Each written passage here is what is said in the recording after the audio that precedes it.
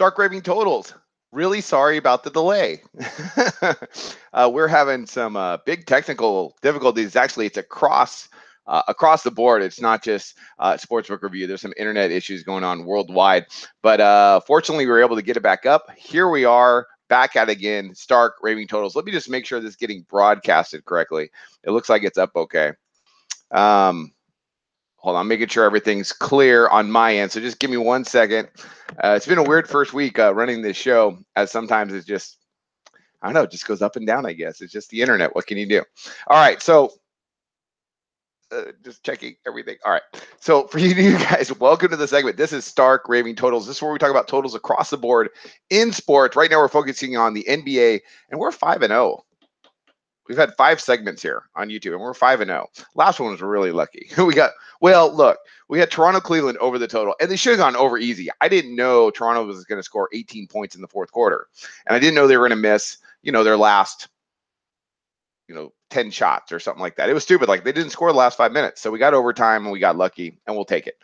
Today, let's take a look. All right, so welcome to the segment. You guys come in, you give good comments, I give comments back, and we talk about the sports on the day. This segment's going to be a little bit quicker today because I'm in a bit of a rush here. My time in Japan, for those of you who've watched the segment, you know that I do live in Japan. It's the morning for me. Okay, so let's take a look at these 2 games today in the NBA. First, Cleveland, Toronto, that goes off in just a little bit, about an hour and a half. Very interesting line, 212.5, and it's gone up 1. I found that intriguing. They've really been more of an over the totals matchup here with Cleveland and Toronto. I'm more interested in the line at 6.5. I kind of think Toronto gets it done.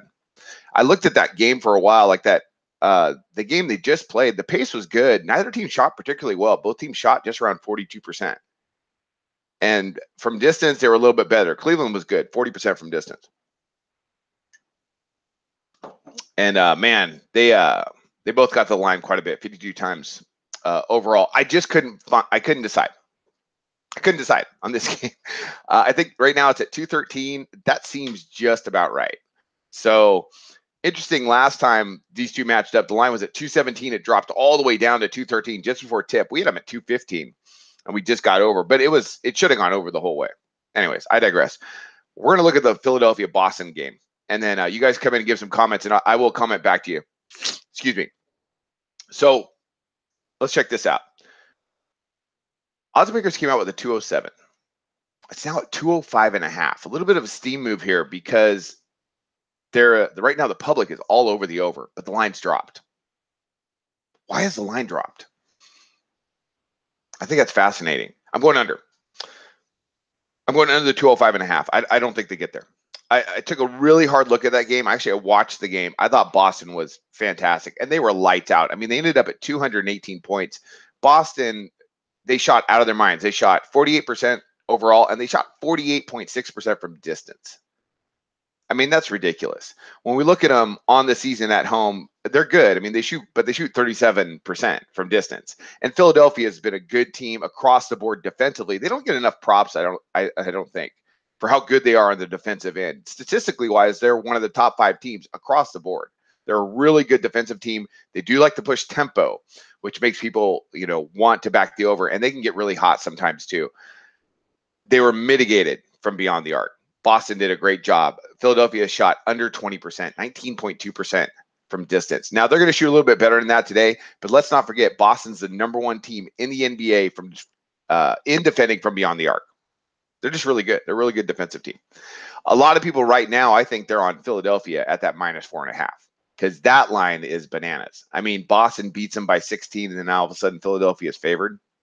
That's interesting.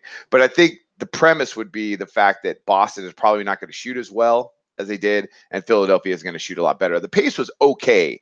Philadelphia got up 83 attempts. Boston got up 85 attempts. That's a little bit quicker than what I want to back it under, but I don't see them getting there. I think it's going to be more of a grind. And they got to the line. Philadelphia especially got to the line. They got to the line 35 times. That's a lot. I don't think that happens again. And Boston was perfect from the charity stripe 18 of 19. I think this is going to be just a completely different dynamic. I mean, my goodness, they scored 61 points in the third quarter, 56 in the fourth. Boston's kind of, we see that trend with them a little bit in that second half where they really just put up some points. I just don't see it today. I think we're going to see more one of those really kind of grind out games because both these teams can play defense.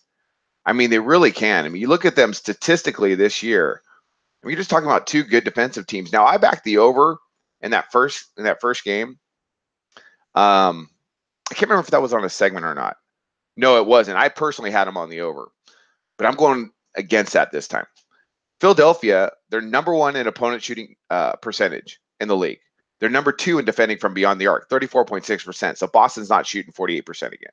And their numbers don't change all that much on the road. As well, they're second in the league in opponent shooting efficiency. They're a good defensive team. You know, it's defense first, and they know that. And I think they're going to come in after getting beat as bad as they did. Boston was red hot and just play great defense. And Boston's going to continue doing what they do best, and that is defend from beyond the arc, from the outside in.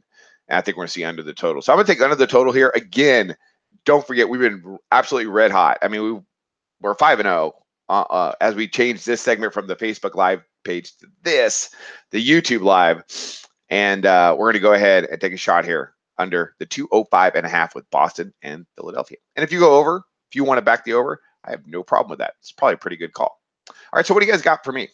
Let's take a look at some comments here. Hello. Tomor, can we fire whoever put the Cavs-Toronto game at 6? What a ridiculous time to have a key. Yeah, it's really interesting. Yeah, I'm not really sure why it's so early. And Marco likes the 76ers minus 4.5. You're not the only one. Tomor, I thought the game should have gone over easily, but Toronto, yeah, they couldn't make it. I just mentioned that. And Ron coming in. Good to see you. I'll make sure I get this up right. Let's see. Tomorrow I'm on Toronto. They always play like crud in game one. Cleveland didn't lead in regulation the whole game. Yeah, I kind of like Toronto too, minus the 6.5. I think they just come out with they dominated Cleveland once this year, but that's it. They lost every other game. I don't know, man. It's just LeBron's so good. The 6.5 after losing kind of makes me want to back Toronto, but I'll probably lay off that first game. I like the Boston 76ers under the 205.5. I think it's going to be a real grind. Okay. But again, I'm kind of due to lose. So watch your units. Let's see what we got here. Marco. Toronto finally won a game one versus the Wizards. They're not good at the beginning. Sounds like the 76ers pulled a no-show last. I don't know if they pulled a no-show. I think Boston was just really hot, especially from distance. And Boston's a really good defensive team, and they're playing at Boston. I think they play much better in the second game. I think they play much better on the defensive end. I don't think Boston's going to shoot as well. Marco, I expect a better start this game. Okay. Regression to the means. Yep. We always want to talk about that. Trung, my bet is on Toronto over the 212.5 tonight. What's your lean on that? I think the number's about right. I have it at 213 right now. But I think the number is just about right. And tomorrow, again, Simmons destroyed point guards all year and got open shots for the 76ers role players. Boston is using bigger defenders and not giving Philadelphia three-pointers. I think that works again. Boston plus 4.5. Okay. I think Philadelphia is going to make some adjustments. Brown's a good coach. Toronto team points by Vivek over the 109.5. I kind of like that. Actually. I think Toronto comes out and plays real well. And Cleveland I still don't think they're that good of a defensive team. Late arrival, Las Vegas. Good to see you. Tomorrow, I do think Philadelphia's role players, Redick, Ilyasova, Villanelli, struggled defensively. But I think they have enough, though, defensively to get it done tonight. At least, to stay under the total. Because this is Stark Raving Totals. We'll talk about picks, too. I mean, you want to talk about numbers. Right now, I would lean on Philadelphia, but I'm not taking it because I think Brad Stevens is exceptional. I'm just going to lay off the number. 4.5. It looks kind of tempting. Andrew, stay positive, Charles. You're not due for a loss. Just keep making solid plays. I know. I know myself. I just know how I roll. But thank you. Yeah, let's keep it rolling, man. That'd be great. Marco, Yankees totally blew it today against the Astros. I did not catch that game. I will look at the recap, though. Thank you, Marco. Ron, great analysis. Keep up the streak going. Okay, let's hopefully we'll do that. So this is going to be a little bit quicker today because actually I do have to get out the door, but I do appreciate you guys coming in. If anybody's got a last comment, now would be the time.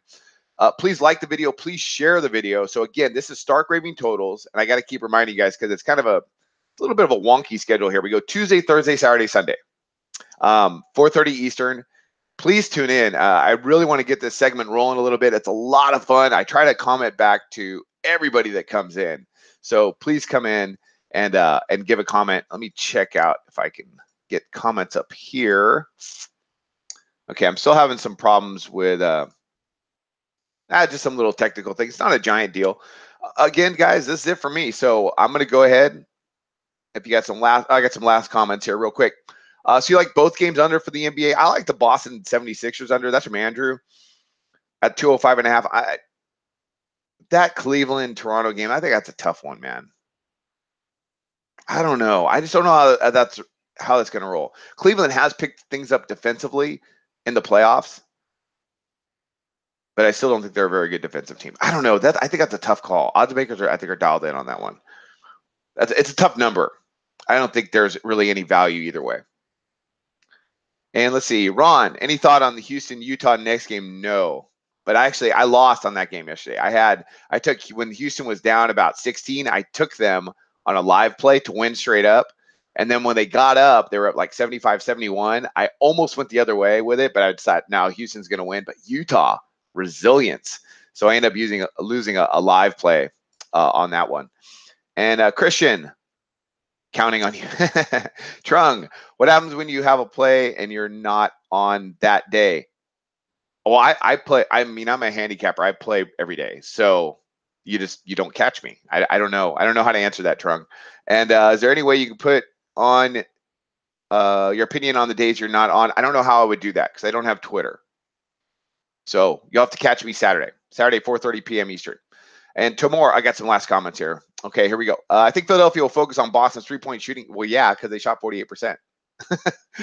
And make some defensive adjustments. Redick can't guard Tatum. No, he can't. And Embiid has to guard Horford. Horford, he can shoot the three a little bit. So can Embiid, actually. I don't think Philadelphia switches on the pick and rolls. I think it depends on the matchup, and it depends on the set. I don't know. Some teams are really good at it because they match up across the board really well.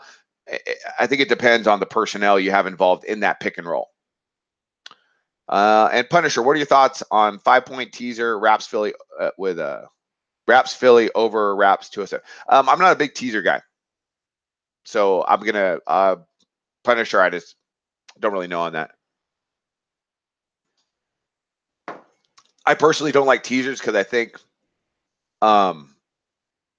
Well, I know as a fact, the number set by odds makers is usually not a good indicator of the final score. I mean, let's look at Boston, Philadelphia, that first game. You know, we had, what was it, around like what was it? I can tell you right now. What was the final line of that game? I mean, they ended up at 218, but odds makers had the number at 205. So it's not always more often than not, it's not a good indicator of what the final score is going to be. So I'm not a big teasers guy. Okay. And real quick, Ron, hit the like button, retweet. Let's get the show rolling. All right. Charles is great. Well, thank you, Ron. I would use that term loosely. Great. I don't know about great. I am, what's the best way to describe me? I'm approachable. You guys can talk to me and I'll try to give you good comments back. I'm approachable. That's a good word. There's probably some better synonyms in there. And tomorrow, Philadelphia, I think it can't switch because they have too many guys like Ilyasova and Redick who aren't great athletes. Yeah, well, that's just a couple of guys. Well, you may or may not be right. Easygoing. Yeah, I'm pretty easygoing. Thank you. That's a good one, Marco. That's not bad at all. All right, let's leave with that. Easygoing. Opposite of Jeff. Yeah. I don't know if I've ever spoken with Jeff personally, but I've seen his show a couple of times. He seems like a really nice guy. But I think, yeah, this segment, I think I'm a little bit different than, well, I mean, everybody's different, just so, and I think it's good that for Sportsbook Review that different personalities have different approaches. So, anyways, from me, what we got going today is Boston and Philadelphia under the 205.5. This has been Stark Raving Totals. Thank you so much for coming in. I'm going to get out of here. You guys, let me make sure I get out of here correctly. And I think that's it. So we'll be back on Saturday, 4:30 p.m. Eastern. One last time, please share the video, like the video. We're going to try and make this a nice big segment, have a lot of fun. And I'm out of here. So Boston, Philadelphia under the 205.5. You guys take care, and we will talk real soon. All right, you guys, best of luck today.